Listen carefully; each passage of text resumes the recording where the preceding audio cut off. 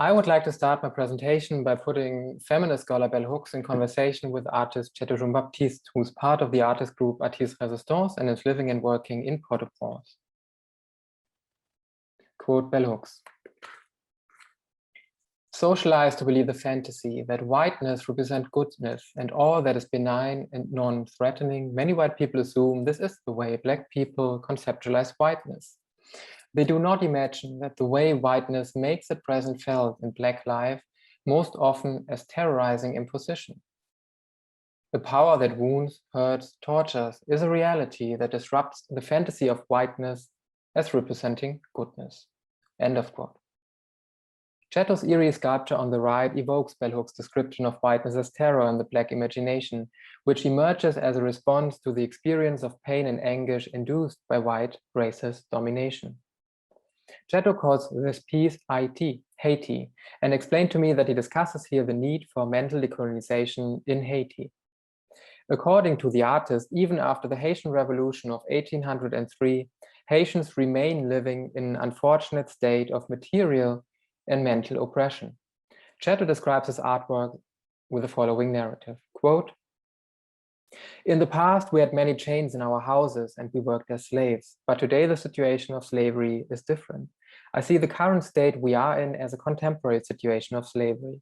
After 200 years of independence, we are actually still in a similar situation. We may not have chains anymore, but we don't have freedom in our minds. That is why I say slavery is modern. You see, the sculpture has a shoe on his head. That shoe here represents oppression. I often have to ask myself, in the current situation, do we Haitians have to follow the same process of 1803 to get rid of modern forms of oppression?" End of quote. Whiteness is here symbolically implied through the white painted sole of the heavy boot on top of the red painted skull of an anonymous deceased Haitian and becomes associated with contemporary and past oppression. I took the predicament to understand my own whiteness as a terrorizing imposition as a starting point when I arrived at the research for my book, Alleviative Objects, which analyzes interracial and interclass relationships in the transnational contemporary art scene in Port-au-Prince. I'm an art historian by training, but I'm less interested in material objects in my work and more in social relationships, socially engaged art, and affects produced within the contemporary globalized art world. The main case study of my publication, Alleviative Objects, has been the Haitian artist group Atis Rezistans that was founded by André Eugène and Jean Herald Celeur in the late 1990s, and the wider professional network they have established ever since. Atis Rezistans has managed to transition from working for the tourist art sector in Haiti into the sphere of contemporary art, working for art museums and galleries today. The artists are not only known for their often monumental recuperation artworks, but also for opening up their art studios as exhibition spaces. They are considered today to be one of the most spectacular art locations in Port-au-Prince. In 2008, the artist also started to collaborate with British photographer, filmmaker, and curator Leah Gordon, and they founded the socially engaged art festival called Ghetto Biennale, which I helped to curate in Port-au-Prince between 2011 and 2013. The Ghetto Biennale invites every 2 years artists from around the world for a short-time residency of 4 weeks, where they produce art projects on site within the weak socioeconomic neighborhood where the members of the group live and work.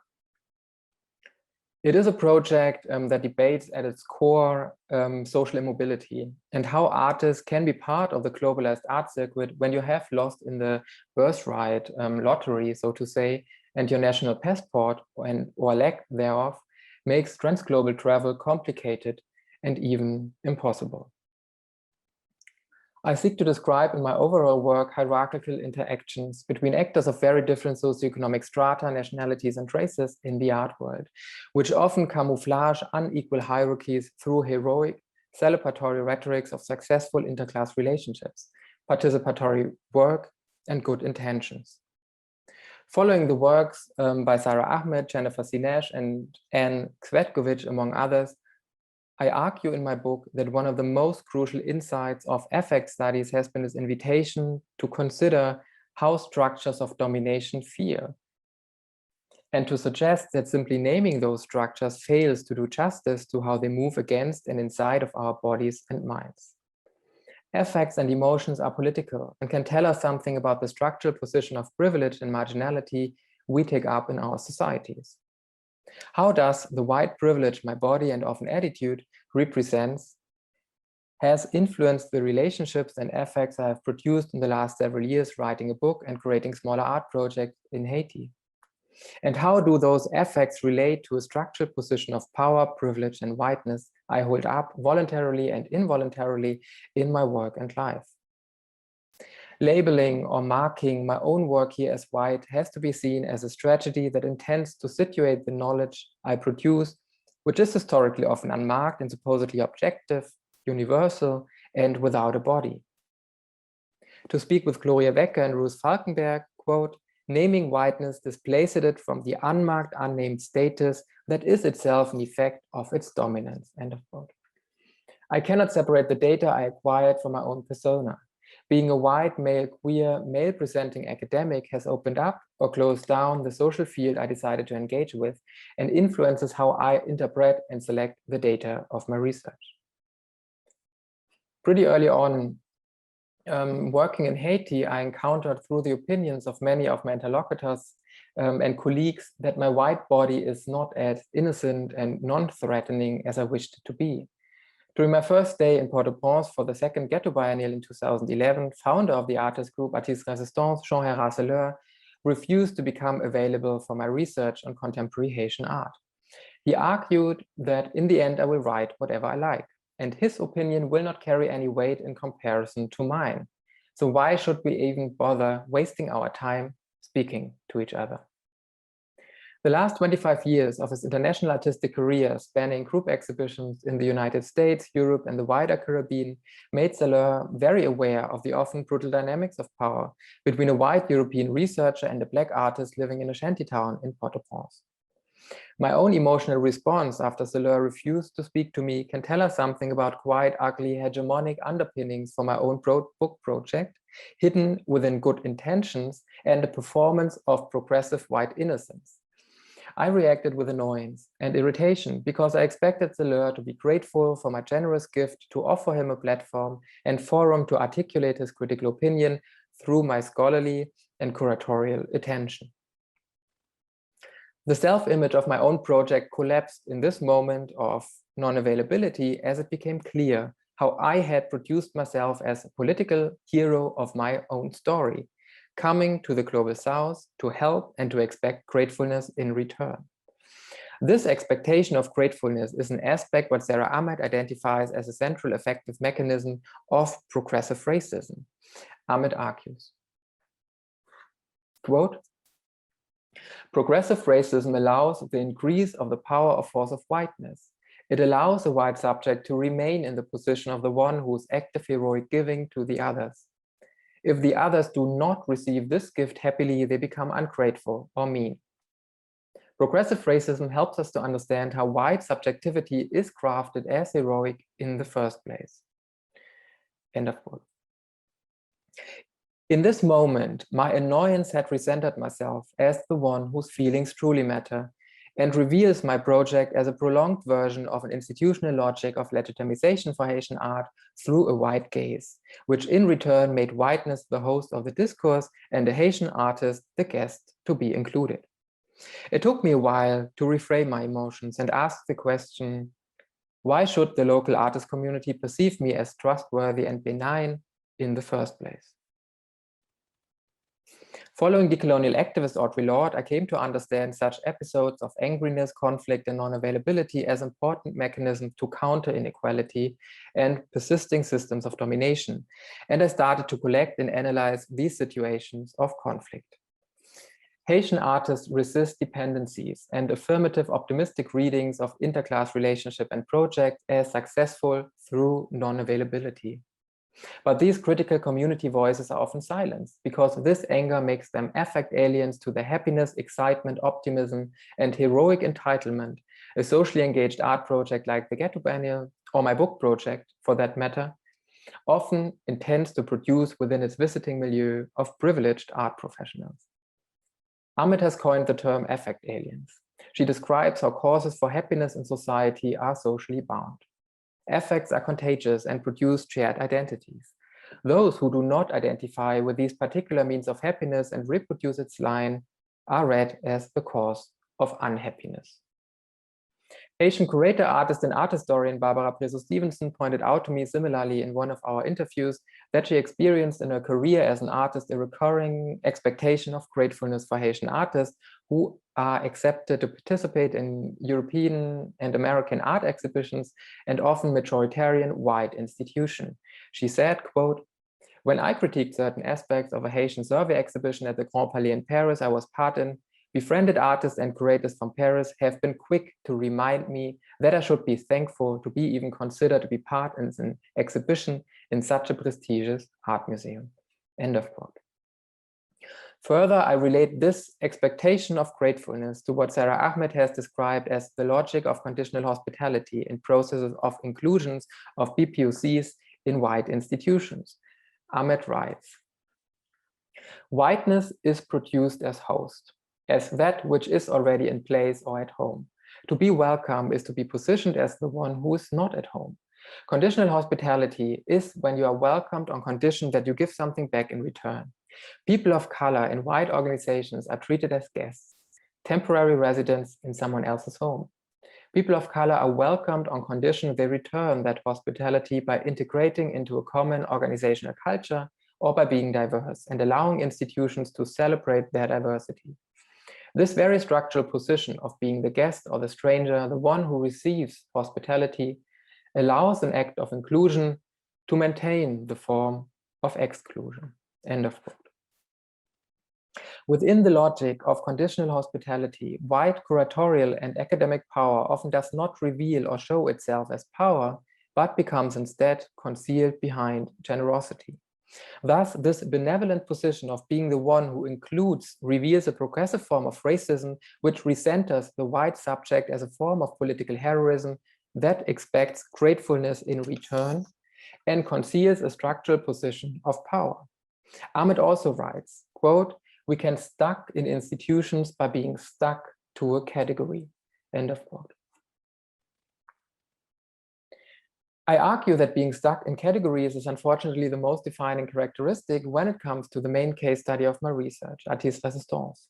Atis Rezistans mostly do not represent themselves as individual artistic producers, but they are very much a prolonged process of Haiti's metaphorical status and hence stuck in a category. Haiti is an idea that triggers strong emotional responses. Hostility, fear, pity, guilt, anger, lust, fascination, excitement, and heroism. As one of the revolutionary islands of the Caribbean, the idea of Haiti resembles either a decolonial mecca of Black resistance, the ultimate embodiment of third world victimhood, or a magical island of nostalgic, exotic, and spiritual otherness. Colin Dayan describes the process that Haiti has been fixed in a status of being perceived as a metaphor. Haiti as a metaphor oscillates between two different but intimately related poles, degradation and idealization. What both of these perspectives have in common is that Haiti functions in a metaphorical sense through a process of sublimation. Dayan explained further, quote, "We must remember that both processes, whether idealization or degradation, displace the human element." End of quote.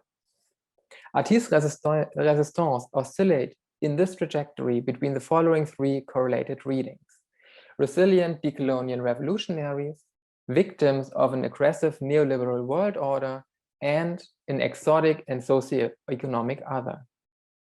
Atis Rezistans as victim of the global capitalist world order need to be saved, as subaltern resistant fighters they need to be celebrated, and as the exotic socioeconomic other they need to be carefully policed against the constant threat of white Western assimilation so as to remain authentically other. The story of Atis Rezistans is mostly narrated in curatorial descriptions by a central emphasis on their socioeconomic position in society as a group of artists living and working in Haiti. The common narrative can be summed up as follows. The artists are living in abject poverty in a slum in Haiti, recycling everyday detritus into art, and are inspired by the voodoo religion. It produces a quite challenging situation for Haitian artists to navigate this array of fixed anticipations, because it creates, on one hand, attention and opportunities, but it also fixes Haitian artists within easily legible slots of recognition, which often follows Ahmed's description of being inside and outside at once. The members of Atis Rezistans are maybe shown at quite prestigious art venues like the Venice Biennale, Nottingham Contemporary, the Fowler Museum in LA, the National Museum Liverpool, Pioneer Works in New York, Grand Palais in Paris, among others, but the logic of conditional hospitality prevails. The strong emphasis on the socioeconomic background of the artist often comes along with the wrongful presentation that the artists are isolated from the larger established contemporary art network in Haiti and the wider Caribbean. But since the early 2000s, the Port-au-Prince-based institution for contemporary art called Fondation Africa America and curator, artist and art historian Barbara Prezo-Stevenson in particular has helped the members of Atis Rezistans to connect quickly with a network of established art actors living in Port-au-Prince, like Giscard Bouchot, Reynald Lally, Mireille Jérôme, etc. Fondation Africa America has created supportive new infrastructures for the artists to increase visibility and network opportunities in order for the artists to gain wider international recognition. However, the importance of these interclass artistic dialogues for the development of contemporary art in Haiti is rhetorically often only a subordinate clause or a footnote when it comes to the description of Atis Rezistans in academic writings. The next part of my presentation engages with the question, what are the politics which prefer telling the story of Atis Rezistans without this existing local support network from higher socioeconomic strata, but instead overemphasizes the socioeconomic class position of the artists that predominantly frames their artistic practices within the popular sphere of artistic productions.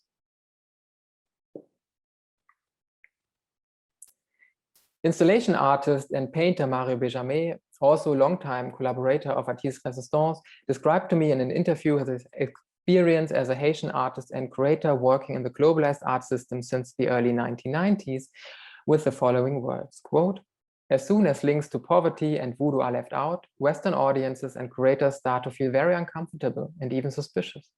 They seem to feel a deep disappointment in artistic productions from Haiti which do not conform to their preconceived notion of what Haiti is really all about." End of quote. I experienced several times during my research in Port-au-Prince how the class position of Haitian artists and curators have been explicitly used by white curators, scholars, and experts living and working in Haiti to deflate their credibility as Haitian artists and curators. If Benjamin does not conform to the prejudicial idea that the majority of Haitians are poor and marginalized, he produces deep disappointment in his artworks. This sentiment of disappointment reveals a prejudicial dysfunction between a hearer, white audience, and the speaker, Haitian artist. Nival Pouvoir describes in her book Space Invaders how racialized bodies of minorities are highly policed in Western institutions and how they become burdened with the representation of the entire group. As a non-white minority in the Western art system, Benjamin's experience reveals how he becomes burdened with representing the Haitian whole. If he does not represent this minority properly, or at least in accordance with preconceived and often stereotypical ideas about this social group, he produces a prejudicial dysfunction and loses his credibility as a knower. Feminist philosopher Miranda Fricker analyzes in her book Epistemic Injustice that minority testimonies can be dismissed through practices of what she calls epistemic marginalization. She reads epistemology in combination with ethics and argues that epistemic marginalization occurs when the prejudice of a hearer causes a person to be wronged specifically in her or his capacity as a knower. If a speaker is not fulfilling a particular preconceived prejudicial idea in a hearer, this situation will quickly produce epistemic dysfunctions, which leads either to credibility excess or credibility deficit. To disrupt the preconceived prejudicial idea, what Haitian art is really all about can quickly produce credibility deficit and hence disappointment. Miranda Fricker explains further, quote, To be wronged in one's capacity as a knower is to be wronged in a capacity essential to human value. When one is undermined or otherwise wronged in a capacity essential to human value, one suffers an intrinsic injustice. The form that this intrinsic injustice takes is that the subject is wronged in her capacity as a giver of knowledge. The capacity to give knowledge to others is one side of that many-sided capacity so significant in human beings, namely the capacity for reason. No wonder that in the context of oppression, the powerful will be sure to undermine the powerless in just that capacity, for it provides a direct route to undermining them in their very humanity. End of quote. Prejudicial dysfunction shows that the perception of Haitian art is still closely tied to what Gloria Wecker has coined a racialized common sense. Wecker defines the racialized common sense as a cultural archive, which is centrally located in our minds, in our hearts, and in our institutionalized reality, and has been established in 400 years of imperial rule and still plays a vital but unacknowledged part in meaning-making processes today. When audiences in the discourse about Haitian art do not encounter a direct link to the religious system voodoo and the socioeconomic marginality of the artist, they become suspicious, and the Haitian speaker loses credibility to speak from the position of being authentically Haitian. Speaking about poverty and voodoo, on the other hand, produces credibility access, because this is what Haitian artists are supposed to do, to know, and to be.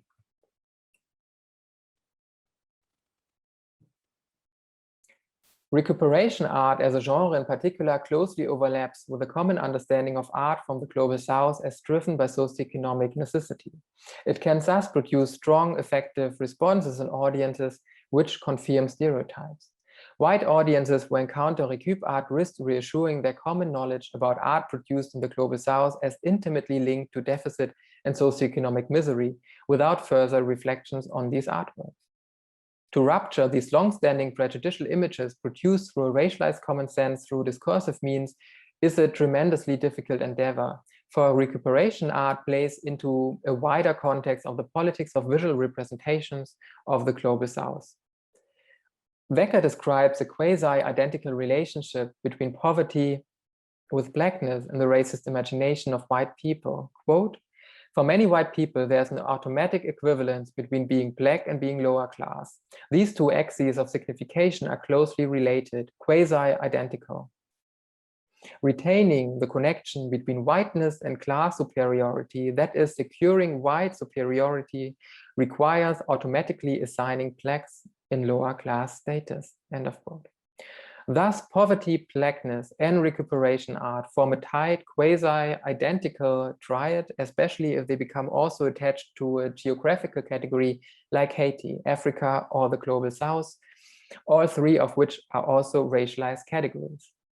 The members of Atis Rezistans participate directly in this discourse of the overrepresentation of the poor as black as soon as their artworks travel to Europe and the United States. I mentioned it before, the relationship between Atis Rezistans and the established artistic network in Port-au-Prince is commonly narrated in terms of friction, conflict, rejection, and isolation. Founding member of Atis Rezistans, André Eugène's own argumentation on why he decided to open his own art museums apparently comes along with an explicit class narrative. He explains, quote, "I had the idea of making a museum in my own area with my own hands because the artists here never had their own thing. They always let the big man exploit them." End of quote. Eugène expresses the desire to create an autonomous art space where visitors are able to see the artworks produced in the neighborhood without mediation and support from a higher class.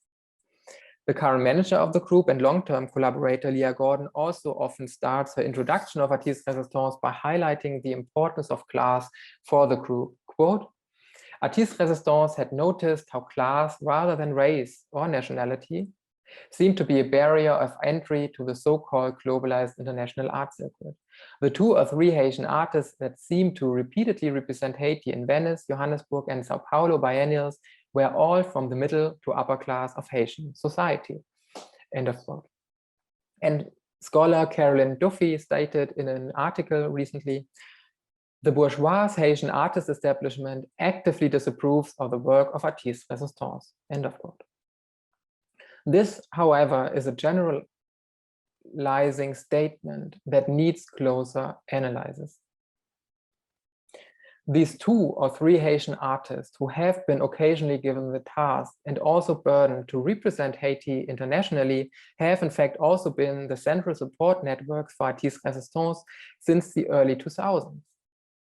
Namely Mario Benjamin, Barbara Prezo-Stevenson, Maxence Denis, among others. This network is very much part of the struggle to plug Atis Rezistans into global art networks several years before European curators got involved with the group. Also surely more privileged through education and financial resources than the members of Atis Rezistans, this contemporary art network invested a lot of energy and time into promoting the artworks by Atis Rezistans locally and internationally. Class friction narratives are central to Atis Rezistans' global recognition and can be seen as a mechanism to open up doors to include the artist into institutionalized networks.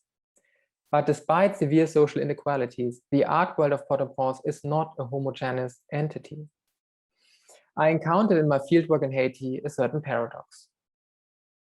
While Haitian curators dealing with Atis Rezistans seem to get eyed with suspicion for the supposedly privileged position in Haitian society, equally privileged white curators, on the other hand, can stage themselves as generous helpers of the urban poor for a similar task, and their symbolic capital rises exponentially.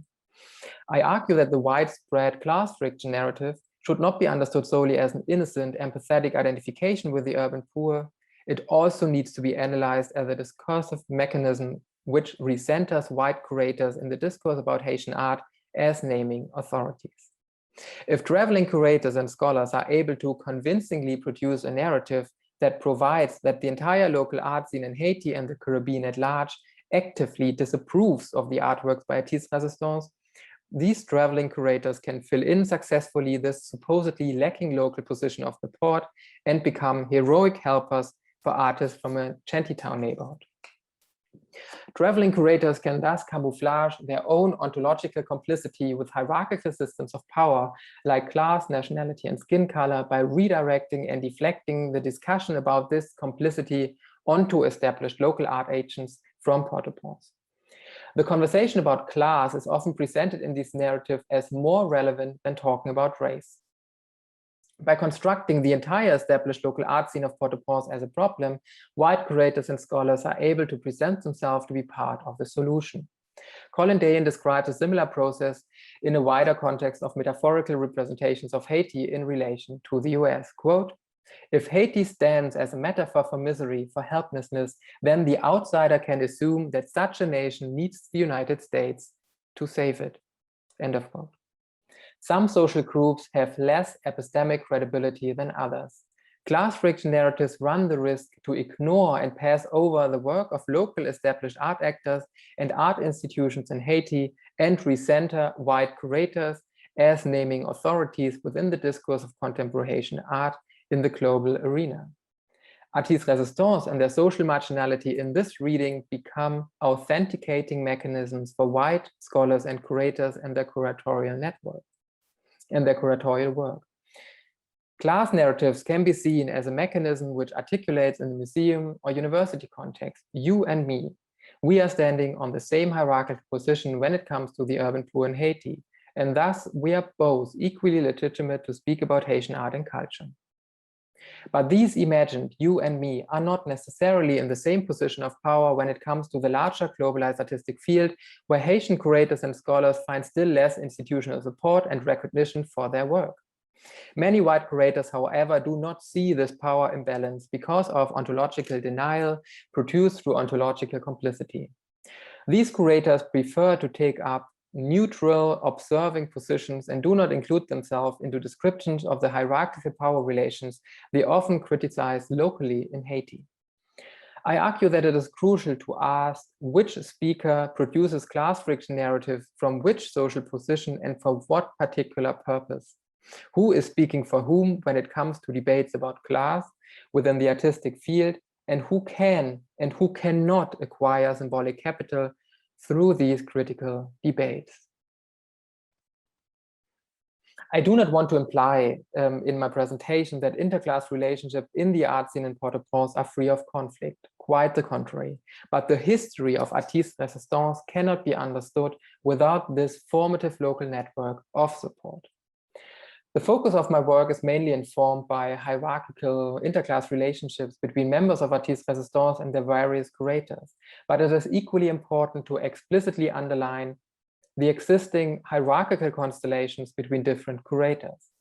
Explanations focusing on artistic relations within class are favored instead of speaking about these interclass dialogues and dynamics, because Haitian artists from weak socioeconomic strata have to get produced as authentically other and in need of saving in order to get repeatedly rediscovered every year anew by Western curators during their heroic journeys to Haiti. I argue that this perspective reveals what Sarah Ahmed has coined the progressive racism of many collaborations between Atis Rezistans and their supporters, which recenters a white subject to remain in the position to be the one who feels active, heroic, and giving to non-white others. Thus, against the backdrop of my analysis, the question arises if it is a coincidence that an art festival with a polemic title Ghetto Biennale receives so much scholarly attention in the US and Europe, while a biennial with a more neutral framing like the Transcultural Forum of Contemporary Art is being neglected in academic debates in Europe and the United States. Although both biennials take place in Port-au-Prince and engage with the members of Atis Rezistans. We need to interrogate the celebratory assumption that the attention a project like the Ghetto Biennale is receiving is already a triumph for artists from lower socioeconomic strata, and instead analyze this art event also in relation to a racialized common sense. Curator and founder of the Transcultural Forum of Contemporary Art, Barbara Bresso-Stevenson, recently stated, quote, "It is with the same distance that I question the delicate recuperation of the term ghetto. If we are to interrogate the tension between centers and peripheries, I would respond by referring to the game of a Russian doll. The Grand Rue is a ghetto of Port-au-Prince, which is a ghetto of the Caribbean, which, and then, contemporary art is a ghetto within the global history of art. Contemporary Haitian art, the ghetto of the ghetto of the ghetto." End of quote. At what particular point in this layered system of different exclusions do we start to interrogate the multiple tensions between centers and peripheries beyond binary conceptions for inequality and privilege, and without following oppression Olympics? There's, of course, a long intellectual tradition of Black feminist theorists like Barbara Smith and the Combahee River Collective, Kimberly Crenshaw, Audre Lorde, Katie Cohen, Jennifer C. Nash, Keeanga-Yamahtta Taylor, Natasha Kelly, Peggy Piche, among others, who drew on analytical tools and concepts like intersectionality and double jeopardy. These scholars have taught us that we cannot think about racism as a structure of oppression without thinking at the same time about the interlocking entanglement it sustains with capitalism, sexism, heterosexism, transphobia, ableism, and so on. Class as an analytical category for dismantling systems of oppression remains flawed if we refuse to place it in relation to other complex vectors of socio-political oppression and privilege. Blackness is never monolithic, but multifaceted and complex. The narrative of class friction I have analyzed reveal often a tendency to banalize discourses on race and inequality in the context of Haitian art, and do, quite frankly, oppression Olympics by refusing to think about inequality and power along multiple interlocking vectors. Many curators also refuse to reveal their own positionality and ask where do they stand within this complex globalized structure of entangled power relations. As white curators and scholars working with and about Haiti, we need to be careful which layer of this metaphorical Russian doll we feel entitled to criticize without masking other layers of exclusion within the same art system. The marginality of the members of Atis Rezistans in this power structure can easily function symbolically as an authenticating mechanism for white curators to center their opinions and deflect from hierarchical positions of privilege. Also, most vulnerable within this interweaving of different layers of artistic ghettos, the members of Atis Rezistans ironically have at the same time a lot of representational power over the Caribbean region in Europe and the United States, because they relate so closely to common understandings of urban Caribbean Blackness, produced by a credibility excess and a racialized common sense. They can easily become a technology to rebalance white discursive authority over the region.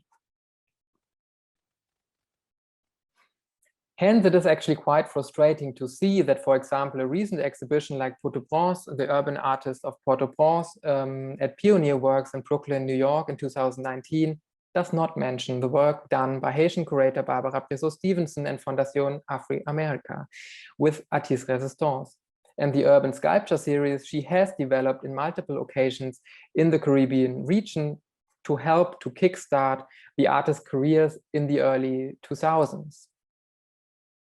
It also shows the redundancy of a curatorial framework for Atis Rezistans who keeps being stuck in a category for about 20 years, the urban artists. The artistic field of Port-au-Prince is a dynamic, shifting, and evolving process of different interclass negotiations, and thus I distance myself from approaches which tend to describe Atis Rezistans in culturalizing terms as a self-contained, isolated artistic and social sphere within popular Haitian culture. Michel Rolf-Trouillot argues similarly for the wider societal context of Haiti. Quote, "The danger for taking Haiti for a caste society lies not in the observations upon which that analysis is based. Haiti is undeniably a society split in two. But in focusing on the split between elites and masses, rural and urban, mulatto and black, French and Creole, or Christian and voodoo believer, we run the risk of masking the exchanges and contexts underlying these oppositions." End of quote. Processes of epistemic injustice also influence how we are reading these art objects from an art historical perspective. I argue, for example, that the origin of recuperation art in Haiti is not exclusively related to a socioeconomic reality, but to a great extent in line with Mario Benjamin's art of the 1990s.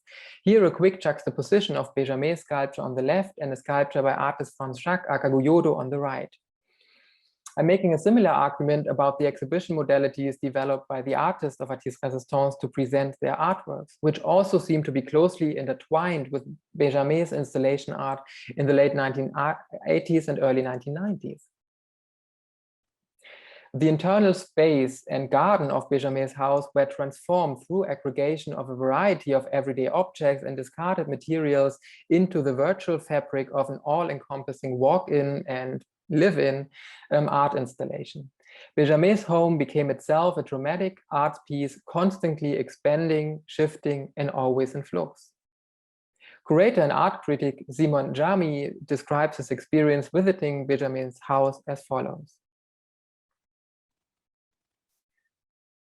When I found myself there for the first time, I was a bit disconcerted by the way in which what had once been an ordinary home had been transfigured, remodeled, so as to become the antithesis of classic comfort, the negation of the bourgeois ideal of beauty and balance. It was a manifestation of outsider art, of art brut in the scene of total and, as one speaks, of literature in the stomach. It was art in the stomach, brutal, uncompromising.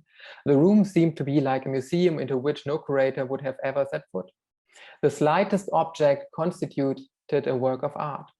The room itself was a work of art, and I thus made my way to the center of the age-old question of creativity. Where is one to set the boundary between the everyday and the sublime? End of quote. Members and dropouts of Atis Rezistans like Celeur, Eugène, Goyodo, Papada, Jean-Claude Santilos, and Ghetto also have developed a strong interconnectedness between their houses and art objects, which have restructured the entire neighborhood architectonically anew. Instead of concentrating solely on the production of singularized sculptures and assemblages, the entire neighborhood got altered to become a dramatically staged art installation, very reminiscent of Benjamin's Gesamtkunstwerk of the 1980s and 1990s. The assemblage of the group engrossed the entire neighborhood and transformed the area into a walk-in art installation. At this point, it is probably not surprising that those overcrowded ateliers are often read by visitors mainly as expressions of a socioeconomic deficit described through a lack of storage facilities and limited space.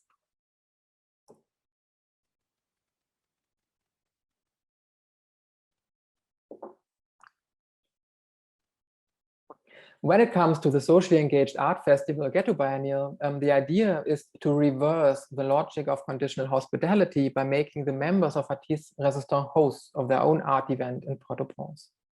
Every 2 years, the artists construct in collaboration with Leah Gordon a curated social situation where foreign visitors and local inhabitants find themselves literally embodying structural positions of marginality and centrality as they become personally involved in reconfiguring differences, sameness, and inequality in their own individual interactions with one another. The Ghetto Biennale is a curated social situation that tries to bridge class barriers. Although the Ghetto Biennale often describes itself at a theoretical level as an open wound, negative effects like unease, irritation, discomfort, and frustration are surprisingly absent as legitimate effects for art projects taking place at the art event. The emotionally challenging social situation working in a shantytown often leads visiting artists to produce instead what I call harmonious performances of interclass togetherness, which strongly rely on feel-good politics.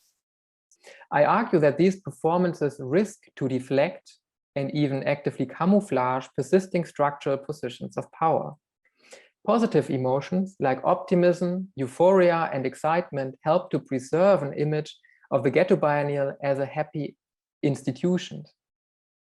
But by preserving the idea of the Ghetto Biennale as happy and hence successful, this involves an active turning away from those voices who might compromise the targeted aims of the art event, namely getting along and bridging class barriers between two different socioeconomic milieus.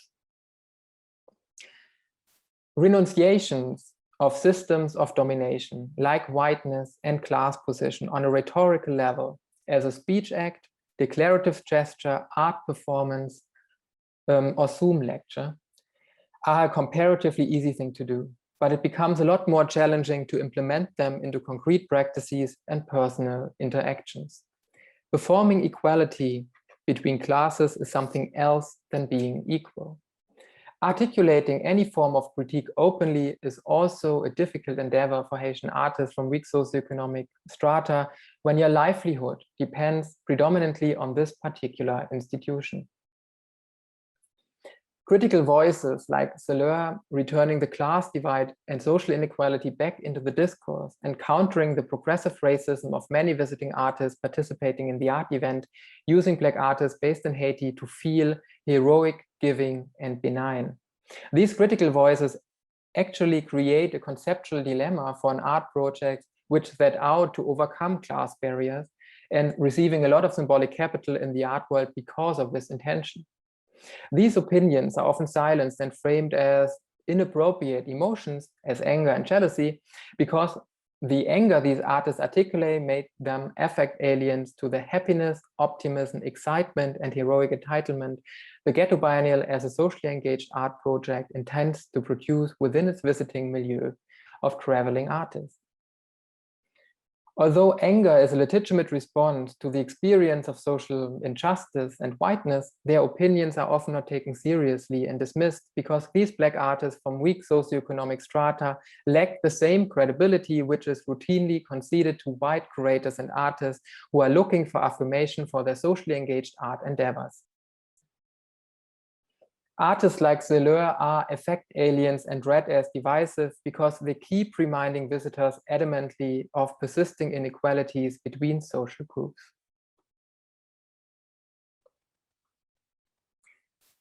So let me conclude.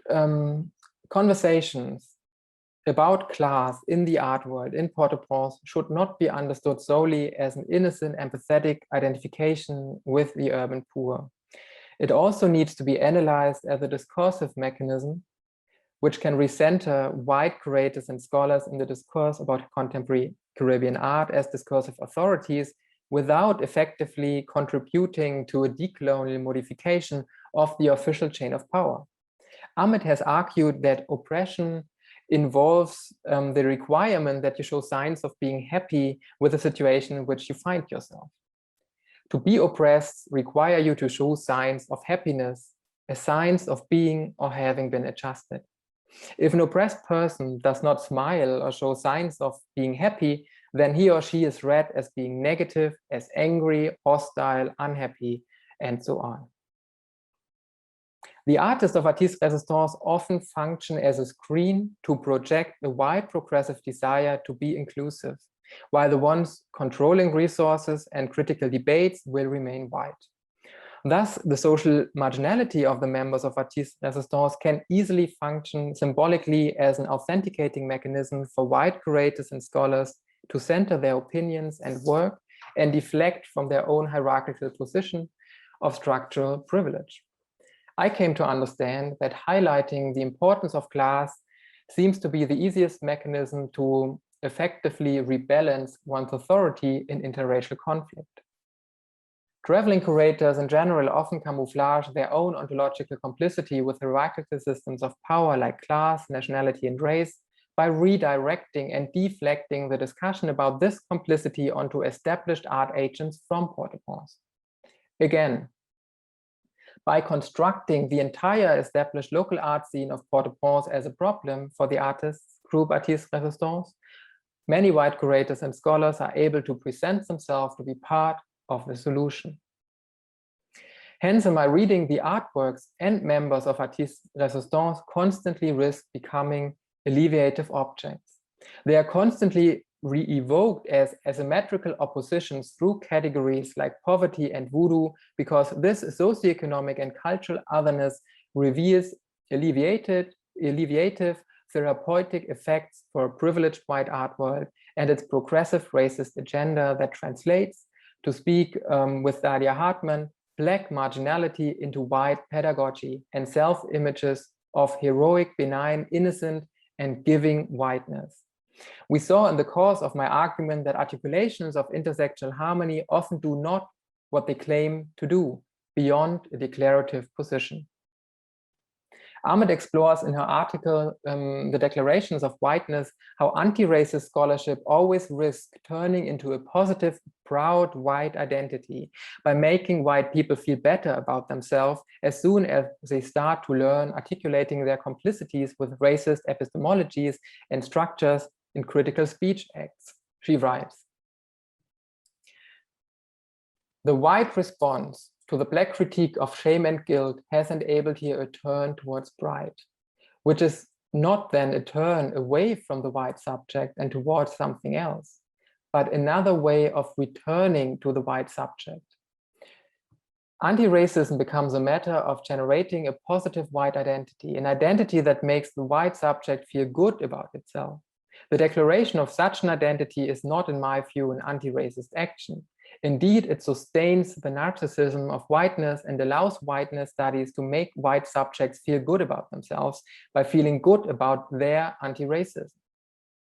One wonders again, what happens to bad feeling in this performance of good, happy whiteness?" End of quote. I'm afraid that my own scholarly work is also prone to repeating the process of putting Haitian artists to work in order to better understand the social mechanisms of the unacknowledged racism of progressive whites, as well as the structures of inequality that continuously shape the globalized art world. Hence, Ahmed proposes a double turn in critical debates about white privilege in progressive white milieus. Quote, "To turn critically towards whiteness is to turn towards and away from those bodies who have been afforded agency and mobility by such privilege. In other words, the task for white subjects would be to stay implicated in what they critique. But in turning towards their role and responsibility in these histories of racism as histories of this present, to turn away from themselves and towards others." End of quote. Nonetheless, the biggest strength of a socially engaged art festival like the Ghetto Biennale, in my eyes, is indeed the production of a space where interclass tensions and conflicts can become possible. But the organizers, curators, and artists participating in the art event urgently need to develop tools for listening to anger and frustration, instead of avoiding, deflecting, or fleeing from it under a blanket of guilt that often expresses itself in feel-good politics. Audre Lorde adroitly reminds us that angriness is a legitimate sentiment to counter systems of inequality. I would like to end my presentation by quoting Lorde who centrally influenced my argument. Quote, "It is not the anger that will destroy us, but our refusals to stand still, to listen to its rhythms, to learn within it, to tap that anger as an important source of empowerment. I cannot hide my anger to spare your guilt, nor hurt feelings, for to do so insults and trivializes all our efforts." Thank you very much.